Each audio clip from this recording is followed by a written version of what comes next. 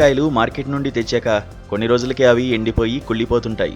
ధర తక్కువగా ఉన్నప్పుడు కొన్న నిమ్మకాయలు ఇలా వృధా కావడం అందరినీ వేధించే సమస్యే.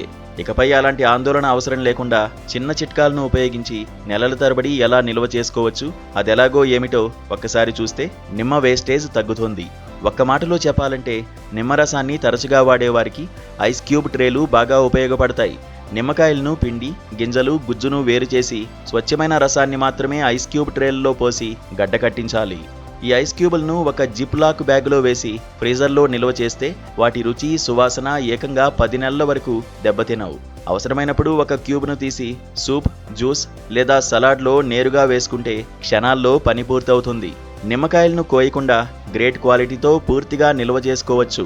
ముందుగా పండ్లను శుభ్రంగా కడిగి తేమ లేకుండా తుడిచి గాలి చొరబడిని డబ్బా లేదా జిప్ లాక్ బ్యాగులో పెట్టి ఫ్రీజర్లో ఉంచాలి. ఇలా చేస్తే నిమ్మకాయలు 3 నుండి 4 నెలల వరకు పాడవకుండా తాజాగా ఉంటాయి. వీటిని ఉపయోగించడానికి కొన్ని నిమిషాల ముందు బయటకు తీసి గది ఉష్ణోగ్రత వద్ద ఉంచితే సులభంగా రసం తీయడానికి సిద్ధమవుతాయి. ఇక్కడితో ఈ పొదుపు చిట్కాలు అయిపోలేదు.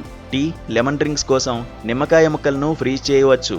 నిమ్మకాయను పలుచని గుండ్రటి ముక్కలుగా కోసి గింజలను తీసివేసి ఒక ప్లేట్లో విడివిడిగా అమర్చి గంటసేపు ఫ్రీజ్ చేయాలి.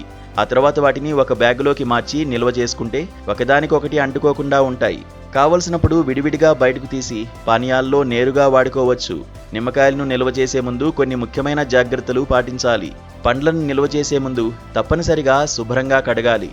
దీనివల్ల తొక్కపై ఉండే మైనం, పురుగుమందుల అవశేషాలు, దుమ్ము తొలగిపోతాయి. కడిగిన తర్వాత తేమ చుక్క కూడా లేకుండా శుభ్రమైన గుడ్డతో తుడవడం చాలా ముఖ్యం. అలాగే నిల్వ ఉంచిన కంటైనర్లు లేదా జిప్లాక్ సంచులపై తేదీని రాసి ఉంచడం వల్ల అవి ఎంతకాలంగా ఉన్నాయో సులభంగా గుర్తుంటుంది. గడ్డకట్టిన నిమ్మకాయలను ఒకసారి బయటికి తీసి వాడిన తర్వాత మళ్ళీ ఫ్రీజర్లో పెట్టకూడదు. అలా చేస్తే వాటి నాణ్యత, రుచి దెబ్బతింటాయి. మార్కెట్లో నిమ్మకాయల ధరలు తక్కువగా ఉన్నప్పుడు ఈ చిట్కాలను పాటిస్తే డబ్బు ఆదా అవడమే కాకుండా ఆహారం వృధా కాకుండా ఉంటుంది.